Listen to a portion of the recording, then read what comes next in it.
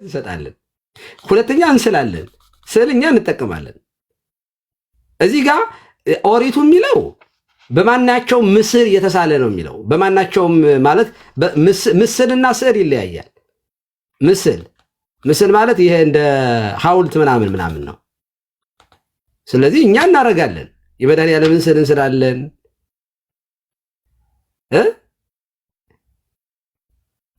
ስለዚህ ይሄ የማን ሐሳብ ነው?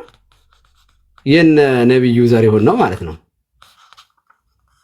ኦኬ አሁን ይሄንን እዚህ እንግሊዘኛው ላይ እንየው። ይቺ ከየት እንደመጣች ደግሞ እዚህ ጋር እኔ ኦኬ ሎርድ ሃቭ አወር ፋዘር ዊች አርት ኢን ሄቨን። ኦኬ ያው እነዚህ ስሜት ነው።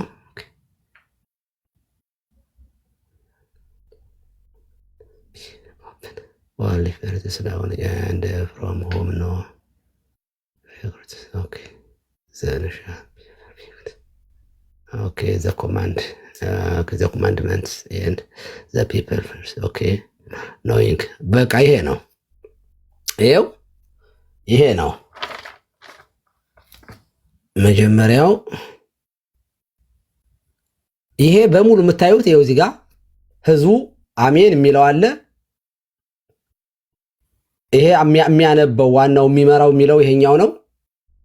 ህዝቡ ደግሞ አሜን እያለ የሚለው አለ። ይሄ የሚመኑ ይሄ ሙሉ ሐሳብ ማለት ነው። mercy upon us and in our care honor the father and the mother. ኦኬ እናት አባትህን አክብር የሚለው ነው። እዚህ ላይ ማለየው ሙሉ እንግዲህ ይሄ እንደዚህ ያለ ጸሎት እኛ የለንም። ይሄ የተወሰደው ከዚህ ነው። ኮፒ ፔስት ነው የተደረገው። ይሄኛው ሙሉ ኮፒ ፔስት ማለት ነው። ሙሉ ይሄ 10 ትእዛዛት ከዚያ ህዝቡ አሜን የሚልበት ይኸው እዚህ ጋር አለ። ህዝቡ ይላል። ህዝቡም አቤቱ ይቅር በለን ሰማያዊ አባታችን ሆይ ይህችን ትእዛዝህን በልባችን አሳድርብን ይላሉ። ይኸው ህዝቡ እዚህ ጋር ይላል። ሎርድ ሃቭ መርሲ አፖን አስ ይላል። ይኸው and inclined our hearts to keep this law ይላል። ይኸው አቤቱ ይቅር በለን ሰማያዊ አባታችን ሆይ ይህችን ትእዛዝህን በልባችን አሳድርብን። ቃል በቃል ማለት ነው። ቃል በቃል ማለት ነው። ስለዚህ ከዚህ ኮፒ የተደረገ ነው ይሄ ማለት ነው። ለምን ይሄ መጽሐፍ የተጻፈው በ1931 ነው። ይሄኛው ግን 1899 ነው ይሄ የተጻፈው ከ31 ዓመት በፊት። ስለዚህ ኦሪጂናሉ ይሄ ነው ማለት ነው። ኦኬ ከታች ሰው ለካ ሪኩዌስት እየጠየቀ ነበር። ቆይ ላስገባ። ኬኩን አስገብቼ ነበር እኮ። ኦኬ ቆይ መምህር በረከት ቢመጡ ጥሩ ነበር። መምህር በረከት ቢመጡ ጥሩ ነበር። ሸር አድርጉላችሁ መምህር በረከትን። እሺ ሞዴሬተሮች ካላችሁ ከታች ማኔጅ አድርጉ። የሚገባ ሰው ካለ አስገቡ። ስለዚህ አንድ ይሄንን አገኘ ማለት ነው። ይሄ መጽሐፍ ይሄ 10 ትእዛዛትን እያነበበ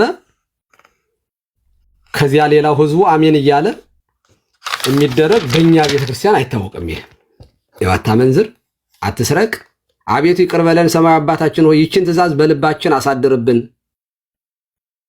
እያለ ይቀጥላል። ይሄ ይኸው ሎርድ ሃቭ መርሲ አፖን አስ አቤቱ ጌታ ሆይ ምሕረት አድርግልን ይቅርታ ስጠን እንደማለት ነው።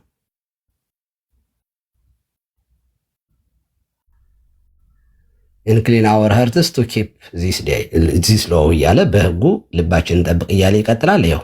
ይሄ ሙሉ አለ ማለት ነው።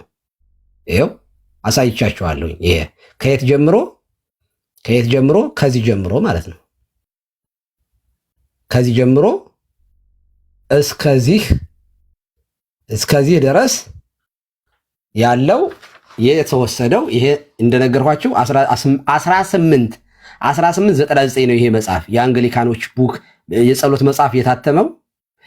ይሄ ደግሞ በንጉሱ ጃንሆይ ወደ አንጀሊካ እንግሊዝ በነበሩበት ጊዜ በ1935 ዓመተ ምህረት ነው። ቃል በቃል ምን ሆኗል? ከዚያ መጥቷል ማለት ነው። ቃል በቃል አንድ ኩረጃ የኛ መጽሐፍ እዚህ ቦታ ላይ አንገሊካኖች በቃ አጭበርብረውናል። ያሳተሙት እነሱ ናቸው። የእነሱን መጽሐፍ እንዳለ የጸሎት እንትናቸውን ቁጭ አድርገው አምጥተው እዚህ ጋር አስቀምጠውብናል።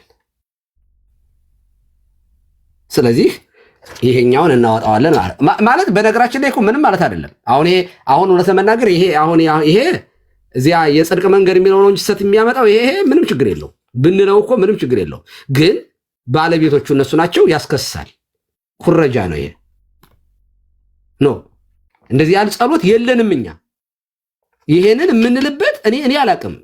እንደዚህ እያስተዛዘለ የምንለው አንድ በግብረ ሕማም ጊዜ የሚነበብ አለ አሜን እያሉ ኪራሎስ እያሉ፣ ሌላው ሰው ሲሞት ቀብር ላይ አስከሬኑ ላይ የሚጸለይ ያለ ህዝቡ አሜን የሚልበት እንደዚሁ አሜን የሚልበት ይኖራል። አሜን ለምሳሌ አሜን ኪራሎስ ይቻላልና በእንተ ቅዱሳት ላይ ያለ ህጉን እያነበብን ግን አሜን የምንልበት ሊቃውንት ካላችሁ መግባት ትችላላችሁ። እኔ አላቅም። ነብይ ጸሎት እንትን ጥያቄ ኑሮ ነው ቀጥል። ቀሲዬ ይቅርታ እኔም ስለምወጣ ፕሮግራም ስላለኝ ቅድም ያነሳው ጥያቄ ያው መልሰውልኛል። ከአንግሊካኑ የተወሰደ ነው፣ ለዛ ነው እንደዚህ ያልነው። እንትኑን ማስረጃም እያሳዩን። ሁለተኛው ጥያቄ ግን በቤተክርስቲያኒቱ ይታወቃሉ። አሁን መጽሐፉ በቤተክርስቲያን ይታወቃል ስሎት ይሄ መጽሐፍ የጸሎት መጽሐፉ ፍቃድ አለው። አሁን 3 ጊዜ ታትሟል። አይ ቲንክ ባለፈውም ሲናገሩ ስለነበር እስከ 97 ድረስ ማለት ነው። በግለሰብ ደረጃ ነው የሚታተመው ወይስ በቤተክርስቲያኒቱ እውቅና ስር ነው የሚታተመው የሚለውን ጥያቄ ለመጠየቅ ነው። ሌሎች እንደሚሆኑ ባለፈውም አንስተዋል። መጽሐፉ አንድ ጊዜ ከታተመ በኋላ አሳታሚው መብቱ ነው፣ በየጊዜው እያሳተመ መቸብቸብ ይችላል። ሁለተኛ ሶስተኛ እያለ ሁለተኛ በሊቃውንት የታየ ማለት ይችላል፣ ዝም ብሎ ማን ስም እስካልጠቀሰ ድረስ። ሶስተኛ ይታወቃል ወይ? እኔ አሁን ያወቅሁት ቲክቶክ ላይ ሲነሳ ነው። እኔ ለምሳሌ ይሄ መጽሐፍ ምዕመናን የሚጸልዩበት ጸሎት አለ። እስኪ አንድ ሰው እዚህ ይምጣ ይሄንን መጽሐፍ እኔ ጸልይበታለሁ የጸሎት መጽሐፍ ነው የሚል የቤተክርስቲያን የጸሎት መጽሐፍ ነው፣ የቤተክርስቲያን ጸሎት ነው የሚለው። ይሄ ግን አንድም ሰው በቤተክርስቲያን ውስጥ እኛ አናውቀውም። ይሄ ቤተክርስቲያን ዕጣን ስናጥን ጸሎተ ዕጣን መጽሐፍ የጸሎተ ዕጣን መጽሐፍ ነው ያለን። ከዚያ ውጭ ወይ ሰዓታት ነው የምንቆመው ሌሊት ማለት ነው፣ ወይ ስብሐተ ነግ ነው የምንቆመው፣ ወይ ቅዱስ ያሬድ ድርሰት ምዕራፍ ነው፣ ወይ ደግሞ ማህሌት ነው የሚቆመው። ዚቅ ነው ሊሆን የሚችለው፣ ወይ ነግስ ነው የሚሆነው፣ ወይ ቅዳሴ ነው የሚሆነው። ከዚያ ጸሎት ዳዊት ነው የምንጸልየው፣ ውዳሴ ማርያም ነው የምንጸልየው፣ ይዞት ጸሎት ነው የምንጸልየው። መልከ ማርያም፣ መልካ ኢየሱስ፣ አንቀጸ ብርሃን ምናምን አለ ጸሎት መጻሕፍቶች አሉ። እዚያ ውስጥ አናውቀውም። ይኸው የባለቤት የጸሎት መጽሐፍ ይኸው እዚህ ጋር አሁን ይሄ የባለቤት የጸሎት መጽሐፍ ነው። የጸሎት መጽሐፍ የባለቤት መጽሐፍ የጸሎት መጽሐፏ ይኸው እንደምታዩት እዚህ ጋር ቆይ ላሳያችሁ። የሰው እንግዲህ በረቀስኩኝ። እሺ ይኸው